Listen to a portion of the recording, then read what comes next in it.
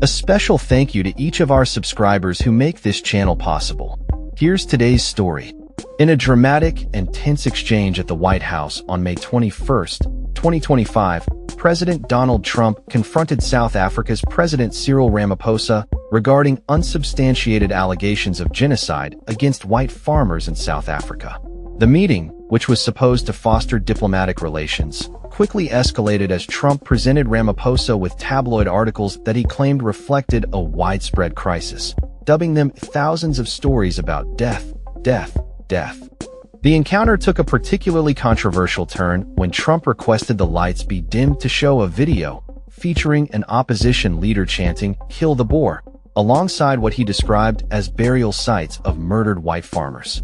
This tactic was met with immediate resistance from the South African delegation, who emphasized that the government does not endorse the views of the opposition and that the issue of rural crime affects all South Africans, regardless of race.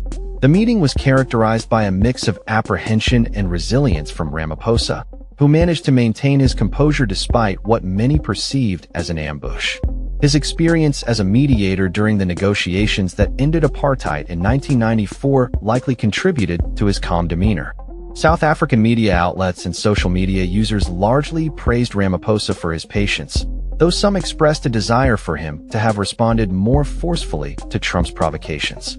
After the meeting, Ramaphosa attempted to put a positive spin on the situation during a press briefing.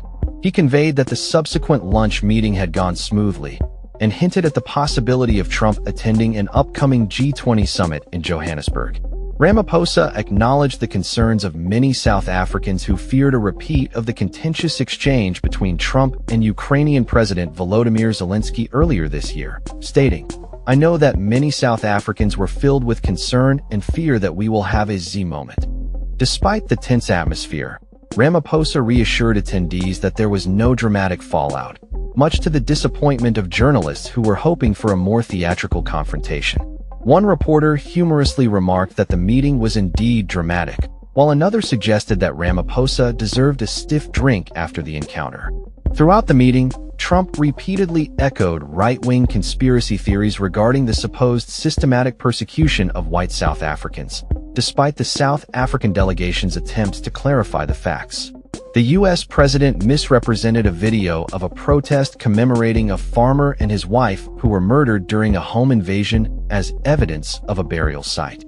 South African news sources confirmed that there were no bodies at the site and that the number of crosses did not correlate with the number of killings. Additionally, Trump showcased clips of controversial opposition politicians singing songs from the anti-apartheid struggle, including the inflammatory "Kill the Boer."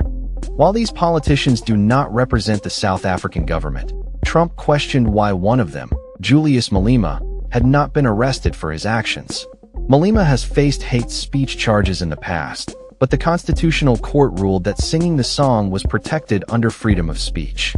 The meeting has sparked a flurry of reactions on social media, with some right-wing groups in South Africa and MAGA supporters in the U.S. applauding Trump for his alignment with their views on race relations. Conversely, far-left groups criticized Ramaphosa for bringing white South African businessmen and golf stars to the meeting, arguing that it played into Trump's narrative of white victimhood. Among the attendees were prominent golfers Ernie Els and Retief Goosen, as well as South Africa's wealthiest businessman, Johan Rupert. The inclusion of these figures was seen as a strategy to ease tensions, particularly given Els' friendship with Trump. Rupert garnered praise for countering Trump's claims by stating that violent crime affects all South Africans, not just white farmers. He pointed out that non-whites are actually the primary victims of such crimes. However, the presence of the golfers also drew criticism, as some felt their involvement was irrelevant to the serious diplomatic discussions at hand. Els' comments regarding apartheid were particularly contentious, as he noted that "I don't think two wrongs makes a right," while also thanking the U.S. for its past support during the war in Angola, which was aimed at the old apartheid regime.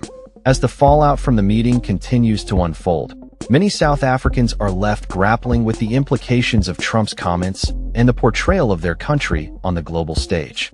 Local media outlets have pointed out the stark contrast in how Trump treats leaders of constitutional democracies compared to authoritarian figures with questionable human rights records.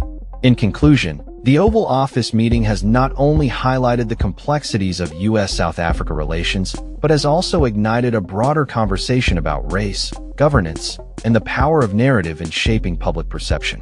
As the dust settles, all eyes remain on how this encounter will influence future diplomatic engagements and the ongoing discourse surrounding race relations in South Africa. That's all for this story. We upload videos every day covering many different subjects, so hit that subscribe button to stay informed. Thanks for watching.